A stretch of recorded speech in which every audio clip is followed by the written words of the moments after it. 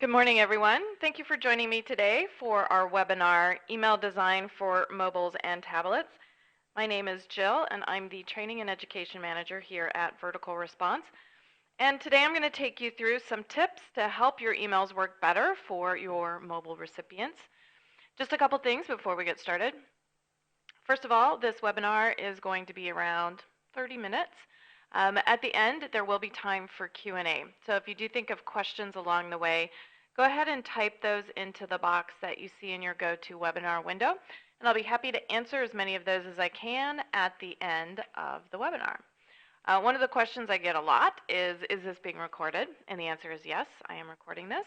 So you will be able to access this in about a week on our marketing resources page, which is at verticalresponse.com, and then click on resources. So with that, let's go ahead and get started. So first of all, this is what we're going to go over. We're going to talk about some basics for creating your emails, and really a lot of the things that we're going to touch on will work for any of your recipients, not just mobile ones. Some tips for better mobile performance. I do have some resources for you, and then as I said, there is a Q&A. So first of all, we're going to take a look at this stat here. This is kind of a general stat, but 15 to 20% of emails that are opened by a mobile operating system. Now, this is going to depend on the list that you're mailing to and your recipients, so this could vary. For certain lists, it might be 10%. For other lists, it could be 50%. It kind of depends on your recipients and how mobile they are. But the one thing to keep in mind is that this stat goes up every year. So you want to keep that in mind as you're creating your emails and thinking about your recipients. One of the things also is that this is not your entire list. So when you're creating your email, you want to keep in mind that a lot of people are still going to be looking at your email on their email client on their desktop or laptop rather than a mobile device. So your emails are going to need to work for everyone, and that's what we're going to cover today. Now, you can certainly use things like there's a certain CSS tag that you can use that will help your emails render better for mobiles, but you don't have to know HTML or CSS to get your emails to work on mobile devices. One of the things you should keep in mind when you're creating your emails is that the people who are using the mobile devices are looking at a smaller screen.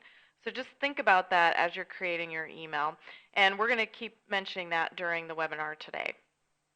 A lot of mobile phone users triage their inbox, which means that they look at the emails that come in, respond to anything that's really urgent, and delete what they don't want, and then save the other things for later. You want your email to make it at least to round 2 if it's not opened immediately. But the other thing to keep in mind is that as more and more people use their mobiles in their everyday life, this type of inbox triaging is going to go away, and there'll be more people who are consuming your email or not right as it comes into your inbox. So you want to make sure that your email is something that's going to make people want to look at what you're sending them initially. You don't want them to have to wait or you don't want them to just delete it immediately because it's not something that's compelling to them. So here are some more stats, and there's a URL at the bottom there where I got this data from. But this is pretty recent data, and this is opens by email client. There's still a good chunk of people opening emails on Outlook, which creates its own problems. But as you can see, iPhone is 18% of the people opening it. And then as we go down, you can see web-based browsers like Yahoo, Hotmail, Gmail make up a good chunk as well. But iPhone and iPad both make up quite a bit of the consumers who are looking at emails. That's 26% if you put those two together. That is a lot. So again, you need to keep in mind all this information as you're creating your email. So let's start talking about some of that. So first of all, as I said, and I'm going to say this a lot, they're looking at your email on a smaller screen, and you have to keep that in mind. So you want to keep your email a little more simple. a little less design, a little less going on, and that'll make it a little bit easier for people looking at it on a mobile device. You want your message to be clear, and you know this is true no matter how your recipient is looking at your email. Your call to action, what it is that you want your recipients to do when they're reading the email, should be really clear regardless of how people are looking at your email. Because people with mobile phones have a smaller space to be getting the message, you really want to make sure it's clear, because if they have to do a lot of scrolling or looking to try to figure out what it is they're supposed to do, you're going to lose them. You don't want to use a whole lot of images in your emails for your mobile users, and we're going to talk a little more later specifically why. But again, generally when you're designing your email, you want a balance of text and images. 80% text to 20% images is something we talk about a lot. It's going to depend on your content, of course. If you have something that requires a little bit more in the way of images, one of the examples I like to use a lot is if you're like an art gallery, you're probably going to need to have some images in your email. So maybe 60-40 works for you. The important thing is that the information that your recipient needs should be written in text. You want the most important information at the top of your email. Again, because people make a snap decision about how much information they're going to take from your email, and they're going to base it on what they see at the top of the email before they start scrolling. That's what above the fold is. So if you're looking at your email in Outlook, for example, before people start scrolling is above the fold. And so you need to make sure that you're grabbing your mobile recipient's attention at the beginning of the email so that they'll go find the rest of the information later on in the email. Again, they have less information that's given to them, so you need to make sure you get to the point quickly. And this is true for any email. Again, keeping the important information above the fold will allow anyone to decide what it is that they need to do with the email quickly. When you're designing for things like mobiles or tablets, you also want to consider how that's going to look. So generally, you want to start thinking about using a single column, or at least having your information or your data in a single column. That makes it easier to render on a mobile phone and easier for recipients to read. And people who are using things like tablets have to hold their tablet somewhere, and so keeping information easy for them to see in a single column, that way they're not losing information under their thumb, for example, because they're holding their tablet. So when you're thinking about creating your email and you're adding text, you want to use an easy to read font. And again, this is true no matter how your recipients are reading the email. Generally, you want to use a web-friendly font. That'll be things like Verdana, Arial, Times New Roman. They may not be really exciting fonts, but when people are looking at text on a monitor, whether they're looking at a mobile phone or a monitor, your font is going to be something that's kind of hard for people to see if you're using something fancy. So I have this cursive-looking font on my screen right now, and even at the size that I have it on my screen, it's still kind of hard to read it. But if you put this on a mobile phone, people are not going to be able to read it very well. Also, generally speaking, you want to use a slightly larger font size for people who are using mobiles. Generally, you want around 14 pixels, 14 points. And the reason is that, again, they're looking at a smaller screen.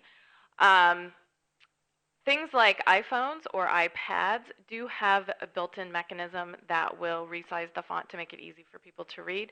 But not everybody is using Apple products, and so the people who are using other types of mobile phones or other tablets don't have that same luxury where the font is automatically adjusted for them.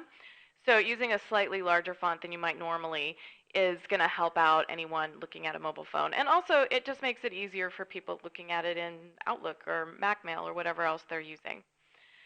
Using reverse text is something that we rarely recommend, no matter how you're creating or no matter who's reading your email. It's really hard to read, especially on a monitor. If you're reading an email on a phone and you have any kind of battery-saving settings, the lower light is going to make it even harder for people to read reverse text. My example here is a little bit extreme, but having light font on a fairly light background is pretty hard to read. But also having a dark background with light font is hard on the eyes as well. So as boring as it may seem, having a white background with black or dark gray text is much, much easier for your recipients to read. It's a lot easier on the eyes. And again, if people are reading your email, that's a good thing. If they're too annoyed by the font or it's hard to read because of the background color, then they're more apt to leave your email and they're not going to take the responses that you want them to. So let's talk about some more specifics here. So the subject line of your email, of course, is something that's really important. And hopefully none of this is new, but if this is new information, I'm going to take you through this here. So on the left, we have the from label. And the from label is the sender, and that should be your company name. Generally speaking, people recognize a company name faster than a person's name. You have your subject line, so usually your call to action, what it is, the purpose of your email. And then you have the pre-header text, and that's on the right-hand side. And we've been talking about pre-header text for years, and it becomes a little more important when people are looking at your email on a mobile phone. It's pretty important when they're looking at it on a browser-based email or Outlook. Not all email clients render pre-header text, but so many of them do that you really want to think about it. Pre-header text, if you're not familiar, is the first line of text in your email. And it doesn't matter where it is, it's just whatever the first line of text is, it gets pulled up into the subject line. So you want to think about that first line of text in your email and how that's going to work with your subject line. You don't want to repeat your subject line. You want it to be something that helps or works with the subject line and helps encourage your recipients to open the email. The pre-header text is called pre-header text because generally speaking, it's at the very top line at the top of your email. It's above your header if you have a logo or something at the top of the email. If you look at the email example I have here below, you can see where the subject line is, the from label, and then the pre-header text. You can see that on the right-hand side there. First line of text in the email. And this is true pre-header. It's right above the header of this email, and it gets pulled up into the subject line. Now, if the first line of text you have there at the top of your email, and I see this so often, it says something like, view this email in a browser, when it gets pulled up into the subject line area, do you think that's going to be something that's very compelling? It's probably not.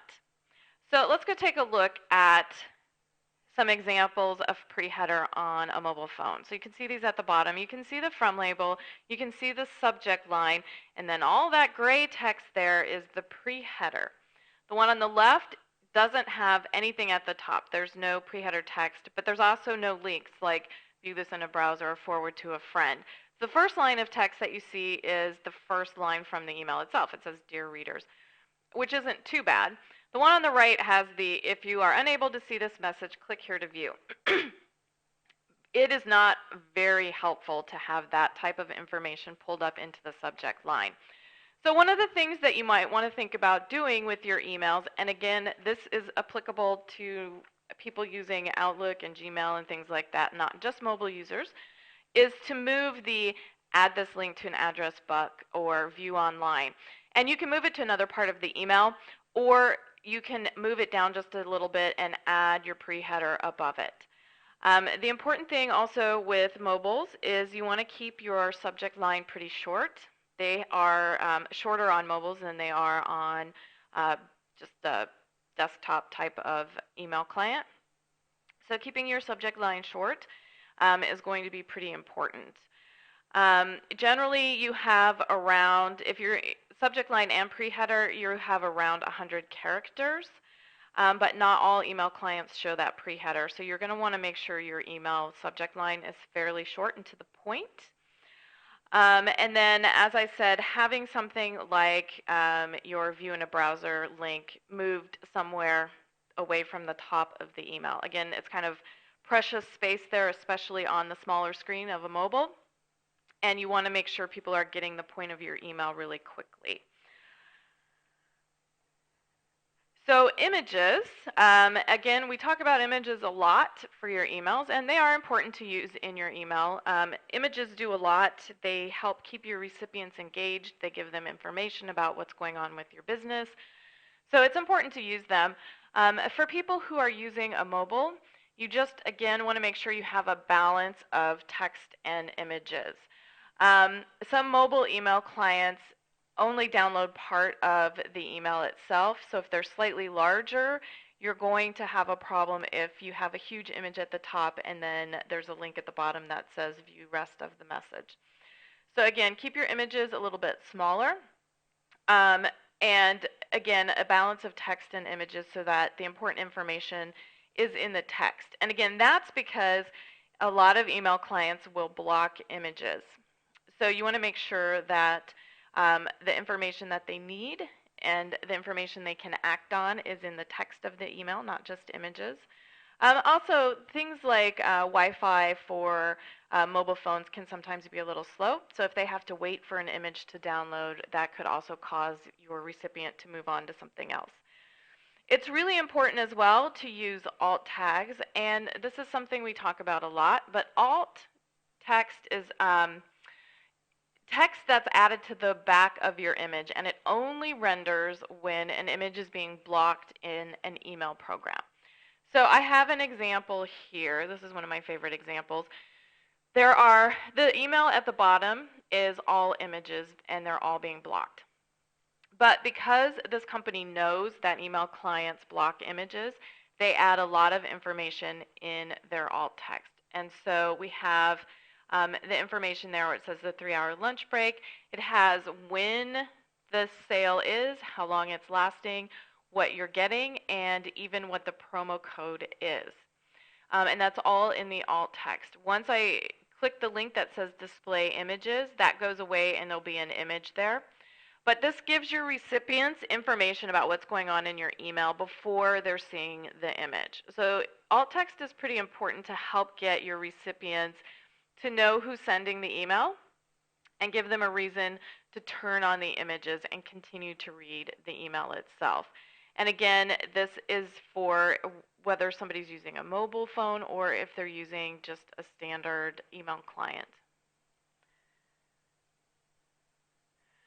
So the width of your email also becomes something that's pretty important. And emails should generally be 550 to 600 pixels wide. And that is just a general rule of thumb. Things that are wider than that are difficult for people using an email client like Outlook or Gmail. If it starts getting too wide, they're going to have to scroll back and forth to read your email, and that is not something that's really fun for anyone to do. And if they're looking at a mobile phone, for example, it's even harder if your email is wider for them to be able to see the information, and they're going to have to do a lot more scrolling in order to get the data. And again, people don't really like to be able to do that, and so they're more likely to leave your email and not do what you need them to do. So creating a slimmer email is going to be your best bet.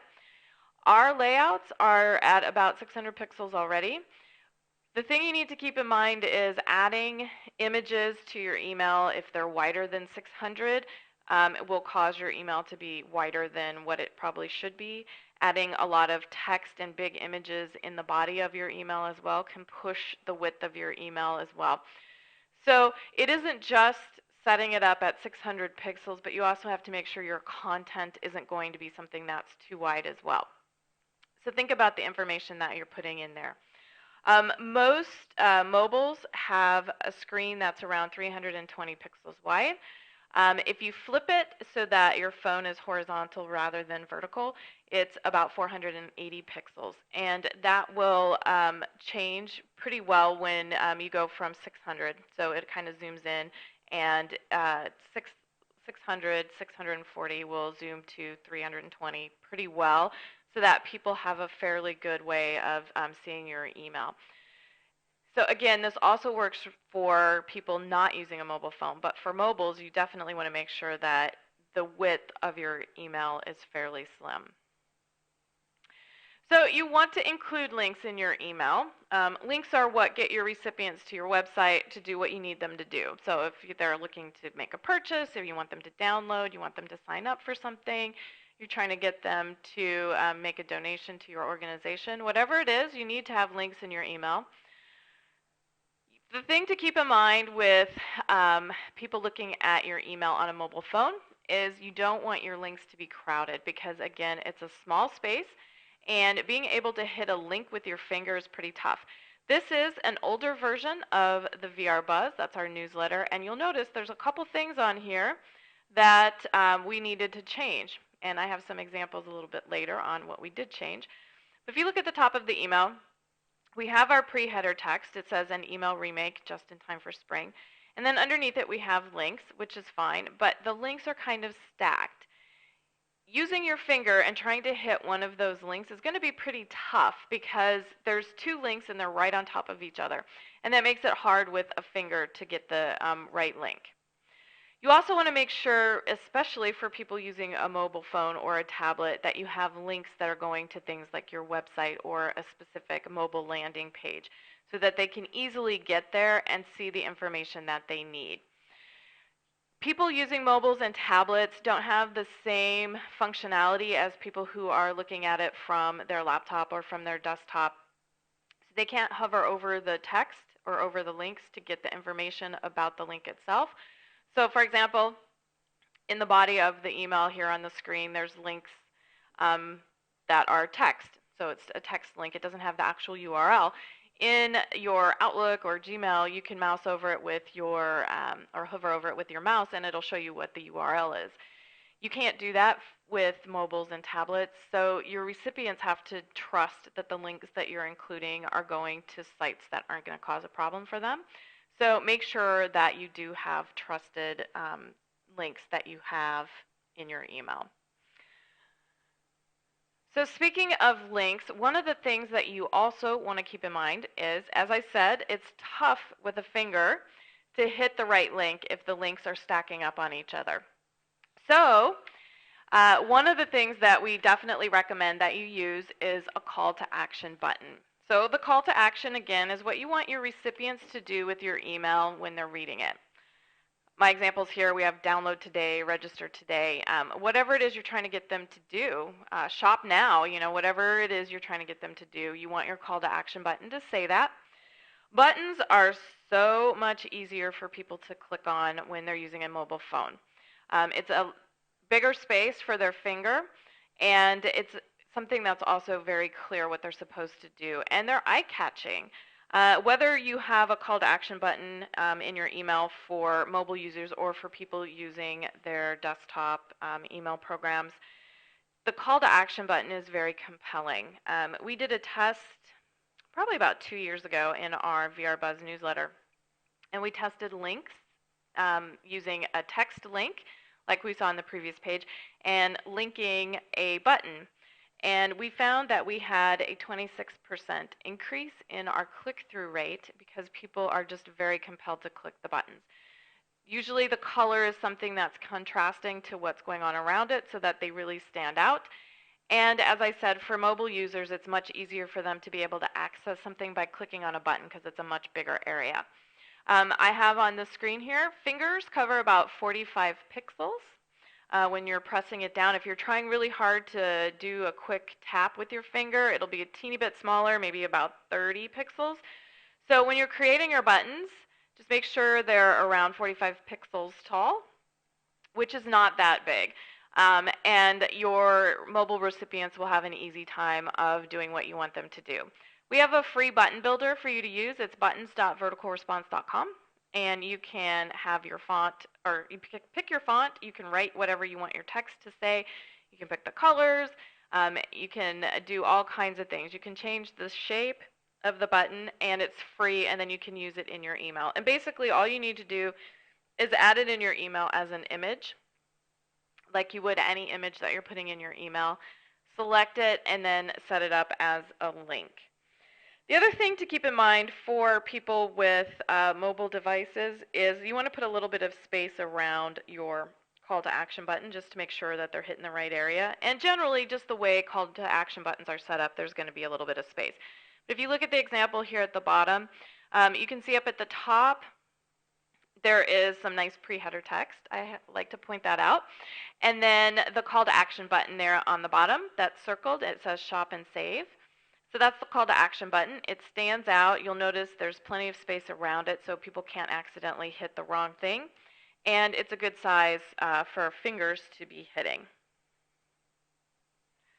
So here are some examples. There's a couple things that we're going to take a look at here. So this is the VR Buzz. This is a recent version. You can see we've changed quite a bit in the last year and a half with our VR Buzz newsletter. And you'll notice at the top we've lightened things up a bit. There's still the pre-header text. It says 8 tips for creating a top-notch blog. That's the pre-header, and it gets pulled up into the subject line. Our links are a single row, makes it a little easier for people to click on if they're using a mobile device. But they have been moved down a little bit so that there's room for the pre-header text. We've also lightened the top part of the email. So we used to have an introductory paragraph here, and instead we've moved some things to the top that our recipients prefer to read, and those are our blogs. There's a link at the top of each blog and a call to action button at the bottom of each blog post to make it easy for anyone to read. This is not a single column newsletter. It is 2 columns, but you'll notice on the left-hand side, the only thing we have over there is an image. So if somebody's reading this on a tablet and they're holding it in their hand, they're not going to be missing the information, or if they have any of the navigation tools, it's not going to be covering up the things they need to see in the email. So the information that's important for our recipients is in a single column, and the left-hand column is there for our images, and we're not putting important information over there. So this is the same email on the iPad, and again, because of the size of the screen for an iPad or for a tablet in general, you generally aren't going to have too much of a problem getting people to see the information correctly. The thing that you need to keep in mind, as I said, is that people using any kind of tablet have to have an area where they're holding on to the tablet, so try to leave a little space for that. And also, you want to make sure it's really compelling and interesting for them to read, because a tablet is something they're not going to be pulling out of their pocket, and they're probably not sitting at their desk. So it's something that might be more of a leisure activity, so make it something that's compelling and make them want to read what's going on in your email. But again, you can see the call to action, and you can see all of the links. And here is the same email, or something close to, on an iPhone. So again, the links at the top, still easy to click on. Pre-header text. Again, the column of data is easy to read for our recipients. And the links and the call to action buttons make it easier. Obviously, there is less that's showing up in the screen. You'll notice over here that you can see all 3 blog posts. If my screenshot was better, you could see that down at the bottom. It's getting cut off here, but you can see the 3 blog posts at the top on the iPad. On the iPhone, you see the first 1.5. So again, it is a smaller space, but the information is there, and the recipients can continue to look at the information that they need to find on the mobile phone. So I mentioned this a little bit before, but scrolling can also be a problem for people using a mobile device. Maybe not so much for the iPad or for a tablet, but definitely for a mobile phone. So you want to make sure your recipient doesn't have to scroll sideways. That makes it really tough. A lot of people will hold their phone in the horizontal position when they're reading things like an email, but not necessarily, especially if they're in a hurry. So you don't want them to have to scroll back and forth to get the point of your email. Again, keep your email simple. Using large images can also cause a scrolling issue, whether they need to scroll back and forth or if they need to scroll a lot up and down. Having a big image can cause a problem for that. As I said, people who are using tablets get more information from your email than those who are using a mobile phone. So you want to make sure that a larger chunk of your email looks great. Well, of course, you want your whole email to look great, but you want to make sure that it's compelling, whether people are looking at the top quarter of your email or they're looking at the top half of your email, so that the people who are using a larger screen, be it a tablet, whether they're looking at it in their Outlook, they're seeing the information that they want to see for their emails. So we're going to talk a little bit about the text version. The good news is more and more mobile devices are able to receive the graphical version of emails. BlackBerry, which has been traditionally the handheld device that would see the text version, has made some advances in the last couple of years. So if your recipients are using a pretty new BlackBerry, they are more likely to receive the HTML version rather than the text version of the email. And more, just a couple years down the line, I think we're going to be able to say that most handhelds will have HTML images. But there's still going to be people who get just the plain text version of your email. So make sure that the text version is readable. It does require, if your recipients are using a BlackBerry, for them to get a new one. So if they're still using an older one, they're going to be getting the text version, as well as just some older email clients in general get the text version. So make sure that it's easy to read. Keep it short. You want short paragraphs and then links that are easy to click on.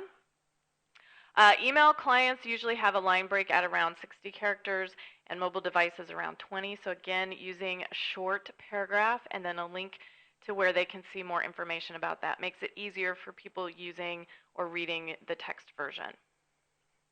This is an example of a text version. So at the top, you can see there's like 2 lines of text and then a link to go see the rest of the information about that. But at the bottom, you can see there's a stack of 4 links. Again, even on a browser-based email or something freestanding, Outlook, Mac Mail, using your mouse and hitting the right link is going to be tough. Using your finger, you're never going to get it.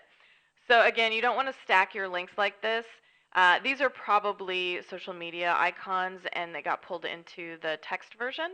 Our system does create a text backup for you automatically, and you can go in and then edit it to make sure it's easy for people to read. So again, short sentences and then a link for them to go see what else is going on in the email. So once you get your recipients to click on a link, take some kind of action, you have to remember that where they end up, where they land, also needs to work for mobiles and for tablets as well. Apple products don't support Flash, so you want to make sure that your landing pages for your mobile users don't have Flash and will work great for them to click through to that. So you want to think maybe of having a mobile-friendly landing page, and one of the things that you can do here, this is the Vertical Response mobile site, and you can see on the right-hand side, that's the website, and the links to our products are a little bit easier to get to. It's not quite as busy as our regular website. So again, making a landing page or a mobile site a little more simple, things a little more clear, just like when you're creating your emails. That makes it easier for them to stay on your website and take the action you want them to take. On the left-hand side there, you can see we also even have a mobile-friendly form for people to create a vertical response account if they need to do that through a mobile device. So again, you got to keep in mind people are going to move out of the email and into your website, and that should be something that works for them as well. So let's go through some of the things we learned today. Of course, a text backup is really important. It always is. More important, I think, than a lot of people think. You want your email to be fairly slim so that when people are looking at it in a narrower, smaller screen like a mobile device, it's still going to work and they don't have to scroll a whole lot. Keeping your branding is pretty important, and that is where your images come into play. And one of the reasons this is really important, especially on a mobile device, is people aren't always sure they're hitting the right link when they are looking at their inbox, and when your logo comes up, they know they have the right one. So having your logo near the top is pretty important.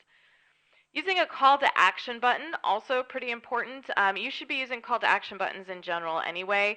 Again, it's something that's really compelling for people, whether they're using a mobile or not. And think about the top of your email. Make sure it's something that's interesting. Make sure your design is simple so that people can get the point of your email and take the action that you want. There is probably about 90% of the U.S. that has mobile phones, and up to 20%, although again it depends on your list, are reading them on mobile devices. So again, keeping this information in mind when you're creating your email is going to help both the people using the mobile devices and people who are using things just like an email client like Gmail or Outlook. So here are some resources for you.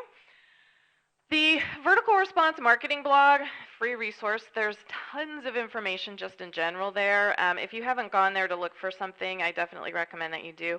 We update our blog about 4 times a week, so there's tons of information. But there are blog posts that have been written in the last couple years about creating emails for mobile devices, so you can get lots of information there. I have one on there from 2009. That's clearly an old one, but we have one that we wrote just a couple months ago, and there's a couple from last year as well. Our help site, How to Do Everything, help.verticalresponse.com, has help. There's videos and text tutorials. The videos are all pretty short. They're like 2 minutes long. So if you're unsure about alt text, if you don't know how to put an image in your email, there's help on the help site to help you through that. There's information about pre-header text and information on using call to action buttons and all of that we talked about today.